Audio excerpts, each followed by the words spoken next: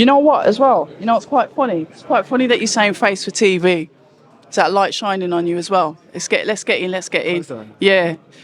It's quite funny that you say you've got a face for TV, because you have. Because somebody commented that maybe I should stay off camera. No. She's got a pretty face. You don't think she's got a pretty face? It's cool. We're here to talk about the Jaydee Dyer. And one of the things I will say is welcome. And I've really enjoyed seeing you grow like a tree in a forest. It's beautiful. Forest. I love it. Well, I'm happy I got my debut on here, by the way. I'm a big fan. Subscribe if you haven't subscribed already, because amazing content. I was listening to you on the way here today.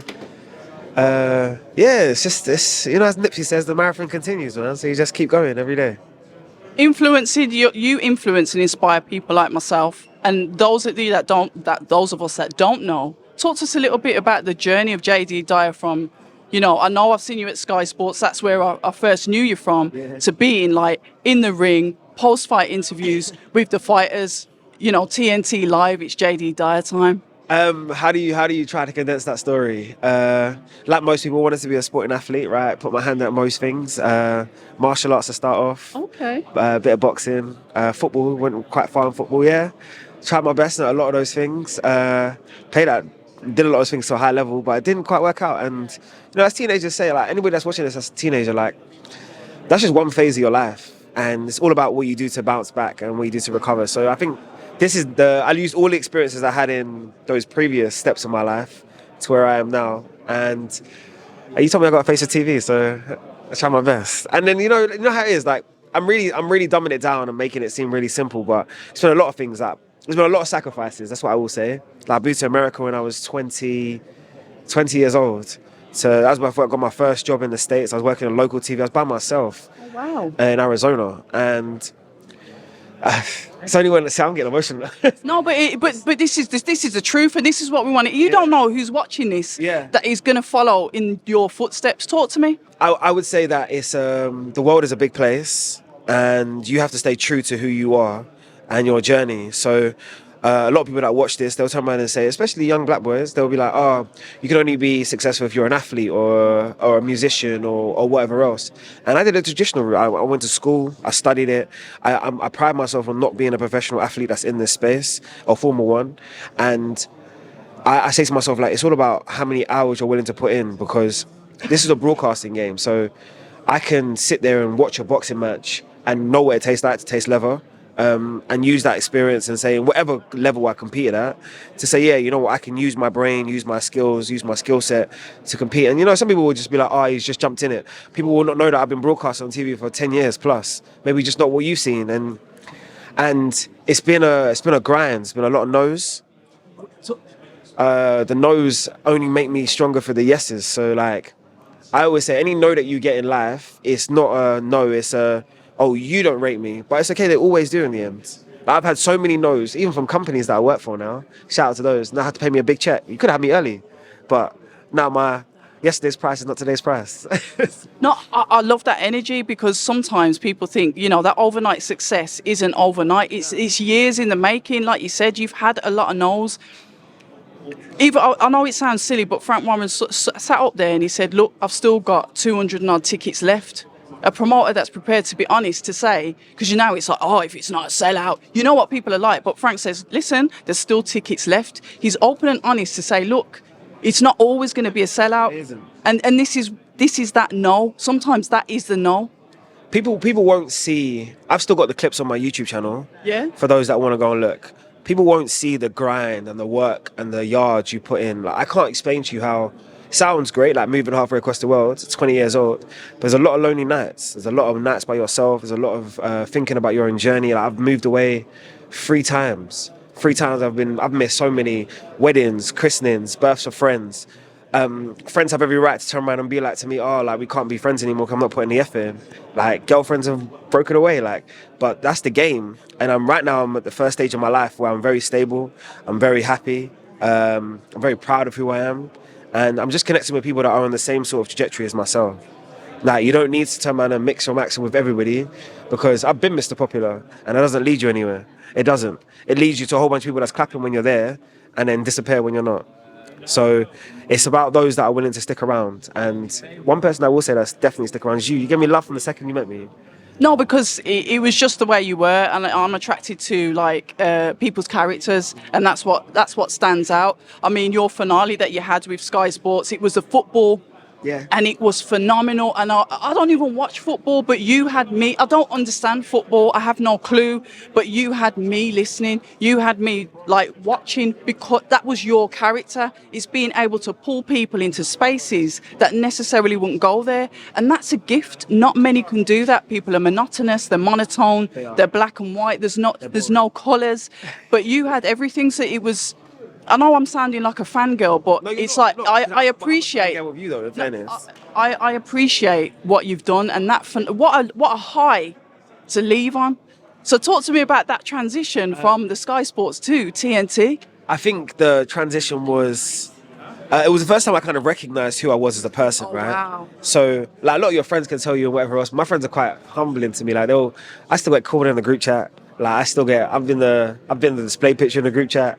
And I think it was the first time I recognized who I was, because I just tell people, like, imagine you're going through a difficult transition anyway, right? You know you're leaving a company, negotiations haven't gone well, and you're saying to yourself, okay, you know what, I want to move on, I want to make a change. And change is not easy at any point, but then your whole life gets played out in front of the media. Like, I've got cousins and sisters that are texting me in New York, like, what's this headlines about? And I'm laying on a beach in Antigua trying to like recalibrate my brain. That's where I'm from.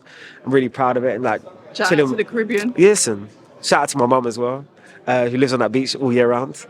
And I'm just watching my whole life kind of play out, and you feel like you haven't got control of your situation.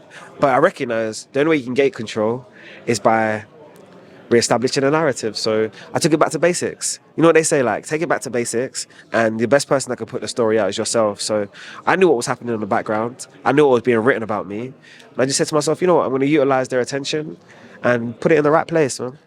It literally is a game of chess. Of course it is. But really understanding your part on that board and manipulating things to work for you. That's the whole game. That's what these guys are about to do on Saturday night. Like, everything you turn around and do in life is about thinking about not just the next move, but the move after that, and the move after that, and the move after that. Strategy. So nothing is done by accident. And if you are making moves by accident, you're not really thinking long term. So you need to ask yourself, okay, by me staying this or stating this or doing this, where's it getting me? Where am I going with it? And I think I've learned in the last year and a half the value in the space that I hold. That's what I think I know. I think I know I knew who I was before, but I think the world is starting to recognize that who I am and what I bring. And listen to me, it comes with a lot of idiots, don't get twisted. Like, I enjoy all of your comments online. I enjoy whether they're good or they're bad. And I'm one of the lucky ones that I get 95% good. They might get 5% bad, which is good ratio, right? But I use the bad ones as fuel. Absolutely. And motivation to take me to another level. And I use the great ones as fuel and motivation to know that I'm inspiring or creating good stuff. I love that attitude. We're going to talk about TNT. We're going to talk about... I know you wasn't out in Saudi, was you? No, I had to have a break. I went out to Day of Reckoning. I will be out for the Undisputed, fingers crossed. And I didn't do, what was it called? Knockout Chaos. But, I mean, I text, look, I wish I could show you the evidence. You probably won't be able to see it on the screen, but I text my boys, I said to him, within 3. Because did you say within 3? See, I didn't think it'd be early. I knew he'd do it, but I didn't think it would. Come on, then. What made you think that? We're getting further and further away from the screen. Sorry. I'll tell you what it is. It's so watch AJ against Charles Martin. Watch AJ against any switch hitter. He actually lives to the right hand down the pipe. And I knew, watching MMA and being a fan of MMA, a lot of MMA fighters, especially the heavyweights, the bigger they get, they love to switch because it gives them different looks. But what you don't understand is when boxing, it's very different to MMA in the sense of what you think is your advantage could also be an advantage for an opponent because you don't know how they've matched up. You don't know how they prepared for you. So I think Anthony Joshua at all points knew Francis Ngannou was going to switch, and that's when he was going to attack. And it was literally, I sat there on a live and I said, oh, he's gone Safford. And before I got to get the dub all out, floored. Yeah, because it was predictable, and it's what I'm saying about boxing. Like, you can be a student of the game or you can be a real student of the game, and the real students of the game will tell you the second he switched, he actually moved to age. So it's timing, isn't it? He took all of the strengths that Francis had out of his variable. Like, he actually gave all of the strengths to Anthony Joshua by switching and making himself a southpaw in that situation. Because now you're allowing AJ, whose levers are ridiculous, to have full extension, full power on the most dangerous hand that it has, which is the right hand. Or the uppercut, which is gonna, if he leans over, right, if he overextends, Yeah. he was leaving himself very vulnerable to AJ's uppercut, Yep. right? And if he turned around and leaves himself at distance, which is playing into AJ's favor, he was just, you're gonna use the jab as a feeler, and at one point the right hand was gonna come. And I just looked at it and I was like, he doesn't understand. He set himself up. But what do I know, right? And shout out to Francis Ngannou, because I know everyone's on YouTube and everyone's gonna say I'm hating. I'm not hating on him Nah, at no all. one's not You made 30 million. Like, congratulations to you, bro. You've changed your life, changed your foundation, and you're forever gonna be a legacy in boxing. But stars make fights, and that wasn't the right fight for him.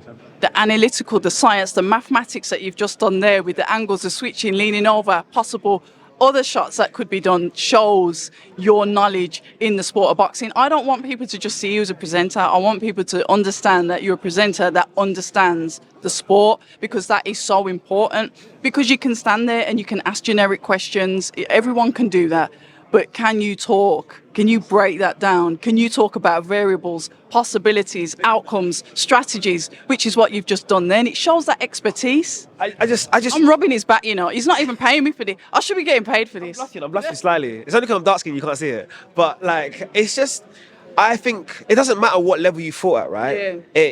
It's the coaching part of boxing that's the beautiful part, right? So I know I can watch what's going to happen on Saturday night. No, I can't execute at the same speed, the same accuracy, same precision, but I can see everything that people are trying to do.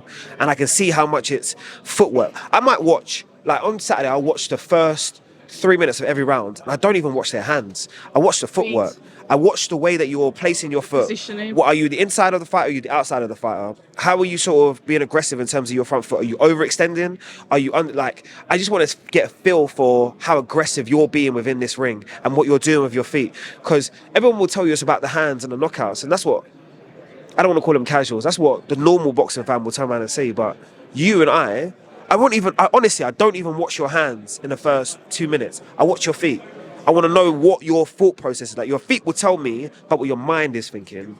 And I agree, because your feet, when you do watch the feet, because I watch the feet as well, you can tell how much somebody's got left in their tank. You can see how well they're going to go in that round, because it's all in the feet. It's not necessarily about seeing them gassing. A prime example was Nick Ball and Vargas. Yeah. You saw his feet. His feet went, and then he just kept on, I don't know what he was doing, but he kept on going down to the floor. And what I could also tell from that fight was just the difference in the preparations, that Nick was ready for a longer term fight. You could tell that Nick was ready for the 6 to 12.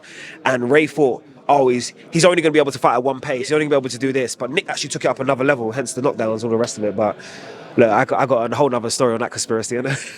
We could go there, but what I want you to do, we've got obviously the Undisputed coming up May the 18th, and now it's Saudi. I can't do it. It's too expensive. We've got that coming up. No, it's cool. We're good. I'm doing a watch along live. You know where I'll be? I'll be on YouTube. Yeah. That's for your people. I might tune in. I might start the watch along. Yeah. Have your earplugs in. Yeah. Talk to me about that fight, because the jury's kind of out with me. I'm like, I don't know. I don't know now. I will tell you, because YouTube lasts forever, and I still got to talk to both fighters. I will tell you off record who I feel will win. Yep. But what I will turn around and say to you is, one fighter is giving me the energy that they're ready, and one fighter is giving me the energy that they've only just started to recognize they're in a fight. That's what I would say. And guys, we're going to leave it there, because you can put in your comment what Jaydee Dyer is talking about. I know what he's talking about. He's just told me the answer. But do you? Anyway, listen, it's been an absolute pleasure. Jaydee Dyer, we've got to do this again. This can't be a one-off. No. Listen, do you know what I mean? Because Ade Oladipo's moving like he's too nice now. Yeah, do you know what I mean? So I'm TNT. On YouTube, you know, this is meant to be your domain. You're getting shots on YouTube. Like, share, subscribe, do all the good things. Because I tell you, it's one of my favorite channels. And I'm not even just saying that. I love listening to your content. I love your interviews. I love your style. And look, the meek shall inherit the earth, man. You will get your greatness. I like that. Stay ready. Stay ready. You said that earlier. She said that earlier. I got a stay ready comment. Stay ready. Stay ready. People say I'm toxic, and honestly, I don't care.